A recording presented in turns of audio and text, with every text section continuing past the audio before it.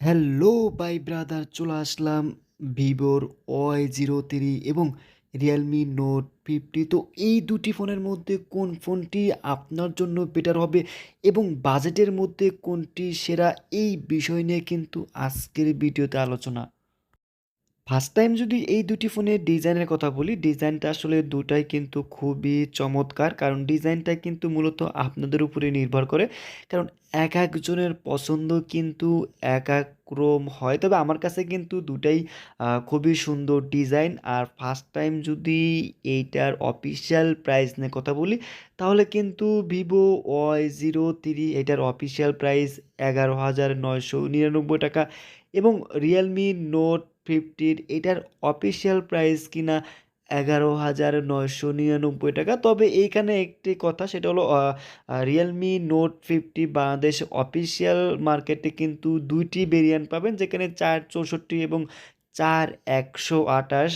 আর অন্য পাশে Vivo Y03 এটা কিন্তু একটি ভেরিয়েন্টে বাংলাদেশে লঞ্চ হয়েছে। তবে এই দিক থেকে কিন্তু রিয়েলমি নোট 50 এগিয়ে, কারণ এখানে ডাবল স্টোরেজ পাচ্ছেন আর ওইদিকে ভিভো কিন্তু স্টোরেজটা কম পাচ্ছেন।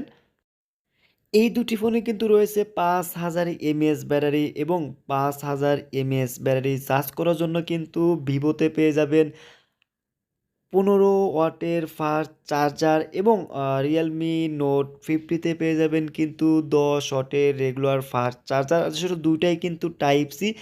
এই দিক থেকে কিন্তু ভিভো Y03 এগিয়ে থাকবে। এবং আমি যদি এই দুটি গেমিং পারফরমেন্সের কথা বলি, তাহলে যদি মূলত চিপসেটটা কিন্তু ভিভোতে পাবেন মিডিয়াটেকের G85, অর্থাৎ প্রসেসর হিসাবে কিন্তু অক্টাকর 2.0 গিগাহার্টজের। এবং অপর পাশে রয়েছে রিয়েলমি নোট 50। এইখানে যদি আমি চিপসেটের কথা বলি, তাহলে কিন্তু ইনোসেকের T612, অর্থাৎ প্রসেসর হিসাবে কিন্তু অক্টাকরের 1.8 গিগাহার্টজের একটি প্রসেসর পাবেন। এই দিক থেকে কিন্তু ভিভো Y03 এগিয়ে থাকে। আর আপনারা যদি গেমিং করতে চান এই বাজেটের মধ্যে, তো অবশ্যই ভিভো Y03 এগিয়ে আছে, কারণ এখানে মিডিয়াটেকের G85 একটি পাওয়ারফুল চিপসেট থাকছে।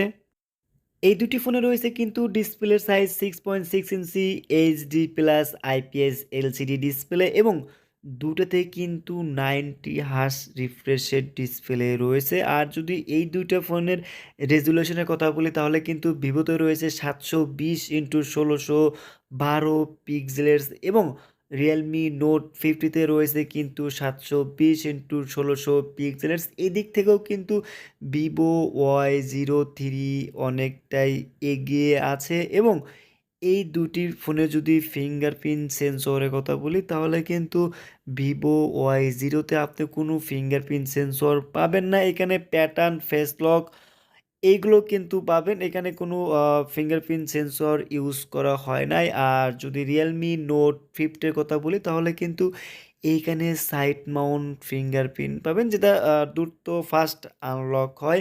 হ্যাঁ, আপনাদের যাদের ফিঙ্গারপ্রিন্ট দরকার তারা কিন্তু অবশ্যই রিয়েলমি নোট 50 নিতে পারেন। এবং যাদের ফিঙ্গারপ্রিন্ট দরকার নাই, গেমিং করতে চান, তারা অবশ্যই ভিভো Y03 নিতে পারেন।